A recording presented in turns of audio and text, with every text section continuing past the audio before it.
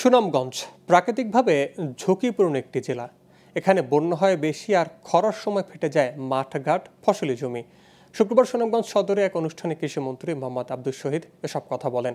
সকালে সুনামগঞ্জ সদরের লক্ষণশ্রী ইউনিয়নে কৃষকদের মাঝে কম্বাইন হারভেস্টার মেশিন বিতরণ করেন কৃষিমন্ত্রী মোহাম্মদ আব্দুস শহীদ। অনুষ্ঠানে উপস্থিত ছিলেন সংসদ সদস্য M A Mannan, doctor Mohammad Sadiq, Ranjit সরকার, জেলা প্রশাসক রাশেদ ইকবাল চৌধুরী ও পুলিশ সুপার এহসান শাহ। কৃষিমন্ত্রী বলেন, এবছর ফসলের বাম্পার ফলন হয়েছে।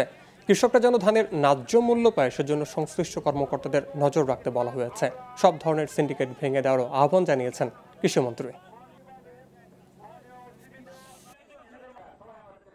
যাতে কৃষকরা সঠিক ন্যায্য মূল্য পায় এবং মধ্যস্বত্ব ভোগকারী যারা তারা যেন কোনো বেনিফিট না নিতে পারে, তারা যেন কোনো সিন্ডিকেট তৈরি করে কৃষকদের গলায় যেন তারা ফাঁসি না দেয়, তার জন্য সর্বস্তরের সচেতন নাগরিক এবং রাজনীতিবিদ সহ জনপ্রতিনিধি যারা আছেন, ইউনিয়নের চেয়ারম্যান সাহেবরা, উপজেলা চেয়ারম্যান, মেম্বার, তারা যদি সজাগ থাকেন, ইনশাল্লাহ আমাদের কৃষকরা